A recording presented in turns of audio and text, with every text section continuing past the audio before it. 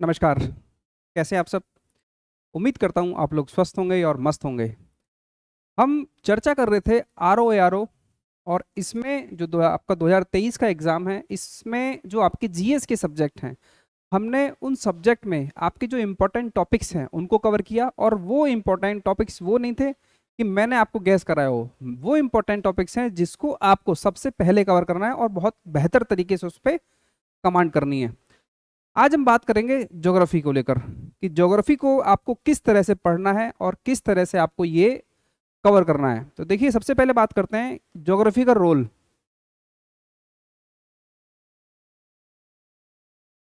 देखिए, ज्योग्राफी और हिस्ट्री ये दो सब्जेक्ट ऐसे हैं, आप यूपीपीसीएस का प्रीलिम्स दें या आप आरओ का एग्जाम दें, इन दोनों में ज्योग्राफी और हिस्ट्री, यानी एक इसके साथ हिस्ट्री,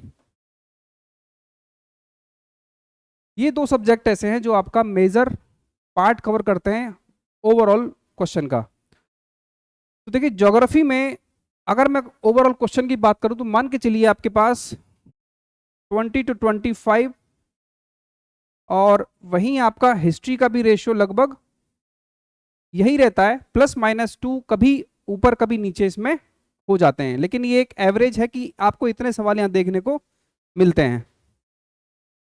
अब बात करें सवाल पूछने का जो ट्रेंड है, तो देखिए ज्योग्राफी में से आपके पास जो सवाल होते हैं वो दो तरीके से पूछे जाते हैं। एक तो आपका बेसिक हो गया, जो आप टॉपिक बताएंगे उसके अकॉर्डिंग तैयार करोगे, और दूसरे सवाल होते हैं आपके मैप के अकॉर्डिंग। यानी ज्योग्राफी आपको दो तरीके से पढ़नी होती है, एक तो आपको मैपिंग करनी होती है, और मैपिंग किस तरीके से करनी है इसके लिए हम अलग से बात करेंगे, क्योंकि ये अपने आप में एक अलग टॉपिक है जिसको आपको बहुत बेहतर तरीके से कर सीखना होगा। बेसिकली ये चीज़ सीखने की है ना। तो आज हम बात करेंगे जो बेसिक के जो टॉपिक हैं आपके, ये जो टॉपिक्स हैं आपको इनको किस तरीके से कवर करना है। तो देखिए, ज्योग्राफी में आपके दो पार्ट हैं, भारत का भूगोल और विश्व का भूगोल, और इन दोनों के दो सेपरेट पार्ट में आप इनको पढ़ते हो। तो जैसे भौतिक भूगोल हो गया और आर्थिक भूगोल हो गया, तो वहीं भारत का हो गया, और इसी तरह से विश्व का यानी भौतिक भूगोल और साथ में आर्थिक भूगोल। तो ये आपको आपका ज्योग्राफी जो सब्जेक्ट है आपको इस आधार पर तैयार करना होता है। और हम जो बात करेंगे, हम बात करेंगे ओवरऑल भारत का भूगोल कैसे पढ़ना है और विश्व का भूगोल कैसे पढ़ना है। तो इसमें क्या होगा, हम वही काम करेंगे जो हम करते आ रहे हैं बाकी सब्जेक्ट में, कि सबसे पहले आपको कौन सा टॉपिक करना है। तो हम यहाँ सेग्रीगेशन उस तरीके से नहीं करेंगे कि आपको पहले आर्थिक भूगोल पढ़ना है या भौतिक भूगोल पढ़ना है। हमने जो भी टॉपिक डिसाइड किए हैं, जो भी हमने उनको नंबरिंग जिस नंबर प्लेस किया है, उसका आधार है कि कितना टॉपिक वो इंपॉर्टेंट है और कितने ज़्यादा सवाल वहाँ से अब तक पूछे गए हैं, और आगे भी संभावना है कि वहाँ से सवाल आगे आपसे पूछे जाएं। देखिए, भारत के भूगोल में सबसे पहला जो टॉपिक होगा वो होगा खनिज संसाधन। ये एक ऐसा टॉपिक है जहां से अब तक सबसे ज्यादा सवाल पूछे गए हैं, और इसमें जो सवाल पूछे जाते हैं इसमें भी आपका जो आपका ट्रेडिशनल पोर्शन है और साथ साथ क्या है, करंट, करंट से रिलेटेड यहां पर आपसे सवाल रहते हैं। दूसरा टॉपिक आपका कृषि, इसमें आपका हरित क्रांति आ गया कृषि में, खाद्यान्न फसलें, नगदी फसलें, तिलहन दलहन रेशम, बागानी फसलें, और साथ में क्या है, पशुपालन। तो ये सारी चीजें आपके कवर हो जाएंगी एग्रीकल्चर वाले सेक्शन में। और देखिए, मैं पहले ही बता चुका हूं कि आपका आरओ का जो एग्जाम है उसमें आपका कृषि बहुत इंपॉर्टेंट है, और यहां आपको 10 से 12 सवाल देखने को मिलते हैं। कल हमने बात की थी इकोनॉमी में, तो एक सेक्शन इकोनॉमी में, तो आप चाहो तो वहां पे उसको कवर कर सकते हो, चाहो तो यहां पे कवर कर सकते हो, और एक एग्रीकल्चर वाला सेक्शन जो अलग से आप तैयार करते हो। देखिए, तीन जगह आपको पढ़ना है, तो तीन की बजाय आपको केवल क्या करना है, एक जगह से एग्रीकल्चर कवर करना है, तो वो सारी चीजें आपकी कवर हो जाएंगी। तो देखिए, अलग कुछ नहीं है, अलग कुछ भी नहीं है। आप कोई भी एक सोर्स फॉलो करना, और उस सोर्स के माध्यम से क्या करना है, आपको ये टॉपिक बहुत बेहतर तरीके से तैयार करना है, क्योंकि यहां पर क्या है, 10 प्रश्न का आपको सवाल है, 10 प्रश्न आपके सामने यहां पर लगभग पूछे जाएंगे। और इसमें भी क्या है कि जो डेटा है जैसे उत्पादन या क्षेत्रफल के आधार पर जो भी कृषि की जाती है, उस तरीके से सवाल जितने भी होंगे वो आपके करंट से रिलेटेड होंगे। उसमें भी उत्पादन के आधार पर क्रोनोलॉजी पूछी जाती है, वो सब चीजें जितना भी आपका करंट सेगमेंट से कवर होता है। तीसरा टॉपिक आता है आपका इंडस्ट्री। अब देखिए अगर आप ये ट्रेंड देखें, ये जो 5 टॉपिक आपके सबसे ज्यादा इंपॉर्टेंट हैं, मोस्ट इंपॉर्टेंट टॉपिक हैं, जहां सबसे ज्यादा सवाल आते हैं, वो कहां से हैं? आपके आर्थिक भूगोल से संबंधित हैं। लेकिन आप परेशान रहते हो नदी नाले में, पहाड़ों में, है ना। सबसे ज्यादा इंपॉर्टेंट है ये 5: खनिज, कृषि, उद्योग, फिर है विद्युत ऊर्जा, उसके बाद सिंचाई, नहरें, और इसी में आपकी बहुउद्देशीय नदी घाटी परियोजनाएं। तो ये 5 टॉपिक ऐसे हैं जो सबसे ज्यादा इंपॉर्टेंट है, सबसे ज्यादा सवाल यहां से आपसे पूछे गए हैं। अब उसके बाद आता है छठा, वो है आपका अपवाह तंत्र, यानी जितनी भी आपकी नदी है, सहायक नदियां हैं, वो सारी चीजें, जैसे गंगा नदी तंत्र हो गया, ब्रह्मपुत्र नदी तंत्र, दक्षिण भारत की नदियां, अन्य नदियां, इसके साथ साथ नदियों के किनारे स्थित नगर, वाटरफॉल्स यानी प्रपात, लेक्स, ये सारी चीजें आपके छठे नंबर पे, यानी 6 नंबर टॉपिक जो आपका होगा वो होगा अपवाह तंत्र। तो ये 6 टॉपिक हैं जो मोस्ट इंपॉर्टेंट हैं। अब आता है सातवां आता है आपका भौतिक विभाजन, किसका? भारत का। तो इसमें किस किस टॉपिक को शामिल किया है? इसमें भारत के प्राकृतिक प्रदेश, उत्तर का पर्वतीय प्रदेश, दक्षिण एवं मध्य भारत की श्रेणियां, उसके साथ साथ पहाड़ियां, पर्वत चोटियां, घाटियां और दर्रे, इसके साथ है हिमरेखा एवं हिमनद, पठार, भारत की तटरेखा, इसमें पूर्वी और पश्चिमी तटरेखा दोनों, द्वीप समूह जिसमें बंगाल की खाड़ी के द्वीप समूह और अरब सागर के द्वीप समूह। ये हो गया आपका 7वां नंबर। अब आप अगर क्रोनोलॉजी देखोगे तो ये 7 टॉपिक आपका मेजर सेक्शन कवर कर देते हैं जियोग्राफी का। और सबसे ज्यादा टाइम टेकिंग जो आपको यहां पे टॉपिक है वो रिसोर्स हो गया, यानी खनिज संसाधन, उसके साथ साथ हो गया एग्रीकल्चर, और उसके साथ हो गया इंडस्ट्री। ये 3 टॉपिक सबसे मेजर टॉपिक हैं, सबसे ज्यादा इंपॉर्टेंट टॉपिक हैं, सबसे ज्यादा टाइम कंज्यूमिंग टॉपिक आपके यही हैं। तो बेहतर होगा कि सबसे पहले आपको इन्हीं टॉपिक को तैयार करना है।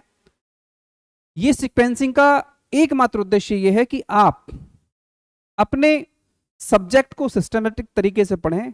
जो सबसे ज्यादा इंपॉर्टेंट है, सबसे ज्यादा टाइम वो लेगा, सबसे ज्यादा सवाल वहां से पूछे जाते हैं, तो सबसे बेहतर तरीके से कमांड आपकी उन्हीं टॉपिक्स पे होनी चाहिए। 8वां टॉपिक है आपका सामान्य परिचय, जिसमें क्या है? क्षेत्रफल, विस्तार, भारत एवं कर्क रेखा, मानक समय, है ना। तो ये सारी चीजें हैं। साथ में दूरस्थ बिंदु और सीमावर्ती देश। उसके बाद आता है आपका मानसून। अब ये देखिए, अगर हम ये प्लेसिंग नहीं करते और अगर हम ये नहीं देखते कि सबसे ज्यादा इंपॉर्टेंट टॉपिक या सबसे ज्यादा सवाल कहां से पूछे गए हैं, तो पीवाईक्यूज को देखने के बाद आपको ये समझ में आ जाएगा कि जो टॉपिक हमें इंपॉर्टेंट लगते हैं उनकी प्लेसिंग देखिए। जैसे जलवायु 9वें नंबर पे है, परिवहन, मिट्टियां, उसके बाद प्राकृतिक वनस्पति 12वें नंबर पे है, और लास्ट में जो आपके 2 टॉपिक हैं, भारत के राज्य, केंद्र शासित प्रदेश, इसी में शामिल कर दिया है प्रजाति और जनजातियां, और साथ में भाषाएं, जहां से कभी कभार सवाल पूछ लिए जाते हैं। लास्ट टॉपिक होगा आपका भारत के अनुसंधान केंद्र, और उसके अलावा कुछ ऐसे सवाल होते हैं जिसको हम शामिल कर देते हैं विविध में। विविध में वो चीजें होती हैं जहां पर आप उसको किसी भी एक टॉपिक से रिलेट नहीं कर सकते हो। 2-3 टॉपिक से संबंधित सवाल, जैसे आपका स्टेटमेंट के सवाल हो गए, आपके मैचिंग के सवाल हो गए, आपके क्रोनोलॉजी के सवाल हो गए, इनको हम कहाँ करते हैं? इनको इंक्लूड कर लेते हैं हम विविध में। तो ये होगा आपका इंडियन ज्योग्राफी। अगर आप इंडियन ज्योग्राफी को इस आधार पर तैयार करते हैं तो यकीन मानिए आप यहां पर 90% एक्यूरेसी के साथ सवाल ठीक करने की कंडीशन में होंगे, और आपका टाइम बहुत बचेगा, और आप फोकस कर पाओगे उस टॉपिक पे जो सब वाकई इंपॉर्टेंट है, जहां से आपको वाकई सवाल मिलेंगे। पहले बता चुका हूं, फिर बताऊंगा कि जब भी आप टॉपिक पढ़ना शुरू करें, आप 10 मिनट टाइम देंगे पीवाईक्यूज पे। उस टॉपिक से संबंधित पूछे गए सवालों पे एक बार ध्यान देना है, पढ़ना है, और पढ़ने के बाद क्या करना है, अपना टॉपिक शुरू कर लेना है। ठीक है, ये हो गया आपका इंडियन ज्योग्राफी। इसी तरह से हमने वर्ल्ड ज्योग्राफी का भी सेग्रीगेशन नहीं किया है। यहां आप देखोगे तो टॉपिक यहां भी आपको मिक्स ही देखने को मिलेंगे। वर्ल्ड ज्योग्राफी में जो सबसे इंपॉर्टेंट टॉपिक है वो है आपका जलमंडल। और इस जलमंडल के अंतर्गत हमने क्या क्या चीज शामिल कर ली है? विश्व के प्रमुख सागर, महासागरीय धाराएं, लवणता, ज्वार भाटा, महासागरीय गर्त, विश्व की नदियां, नदियों के किनारे स्थित नगर, नदियों द्वारा निर्मित स्थल रूप, द्वीप, झील, जलप्रपात, जल डमरू, नहर, विश्व के प्रमुख बांध और कोरल रीफ यानी प्रवाल भित्ति। अगर आप ये टॉपिक देखें, यानी जलमंडल का जो टॉपिक है आपका, इसमें आप देखोगे बहुत सारे सब टॉपिक हैं। और अगर इन इतने सारे सब टॉपिक को अगर सेग्रीगेशन अगर करके देखते हैं तो हो सकता है कि आपको बहुत ज्यादा लेंथी लगे, लेकिन ये जितनी भी चीजें हैं वर्ल्ड ज्योग्राफी में, ये सारी चीजें ऐसी हैं जहां से सवाल पूछे जाते हैं ना, तो वो सारा काम आपका टेबल फॉर्म में ही काम हो जाता है। यानी अगर आप इसके लिए केवल लूसेंट भी कर लेते हैं ना कवर, जो लूसेंट में जो बॉक्स दिए हैं, जो टेबल दिए हैं, या परीक्षा वाणी में जो टेबल्स या बॉक्स दिए हुए हैं, अगर आप केवल उतना भी काम कर लेते हैं तो ये काम आपका आरओ के लेवल का आपका काम एकदम सटीक हो जाएगा, 100% आपका काम हो जाएगा, जहां से सवाल आपको मिल जाएंगे। दूसरा टॉपिक आता है विश्व के देश, उनकी सीमाएं। इसमें अधीन क्षेत्र हो गए, स्थल रुद्ध यानी स्थलबद्ध जो क्षेत्र होते हैं, देशों के पुराने नाम, अंतरराष्ट्रीय सीमा रेखाएं, देशों की राजधानियां, विश्व के नगर, और उसके अलावा भौगोलिक उपनाम। ये आपका दूसरा टॉपिक है। तीसरा टॉपिक आता है आपका यहां पर खनिज। खनिज में भी आपके यहां पर दो तरीके सवाल आएंगे, एक तो आपका जो ट्रेडिशनल पोर्शन है वहां से, और दूसरा वो भी करंट से संबंधित सवाल आपसे यहां पर पूछे जाएंगे। उसके बाद आता है एग्रीकल्चर।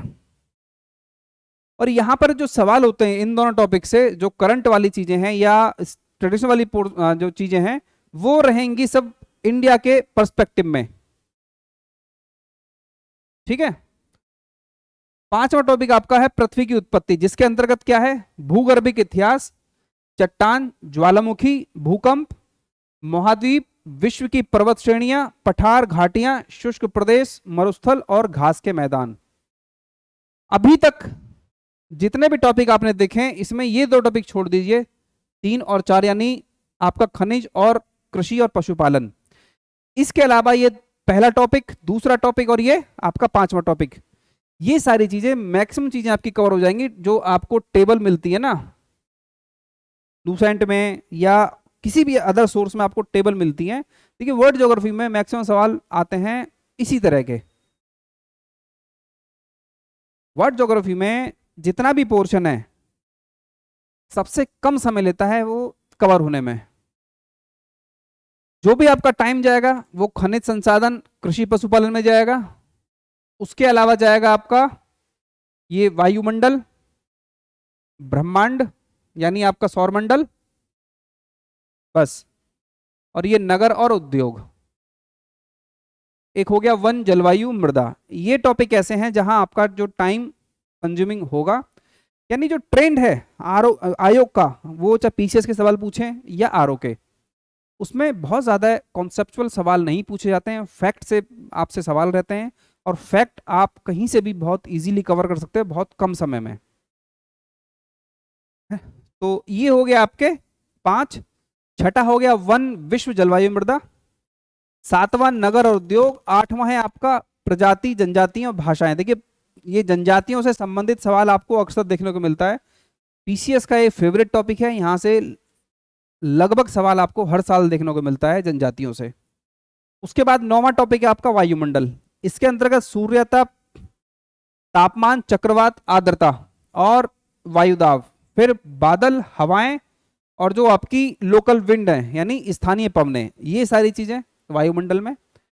10वां टॉपिक आता है आपका अर्थ यानी पृथ्वी। इसके अंतर्गत आपको तैयार करना है अक्षांश, देशांतर, विषुवत रेखा, भूमध्य रेखा, कर्क रेखा, मकर रेखा, और उसके साथ साथ दिन और रात का जो कॉन्सेप्ट है, ये सारी चीजें।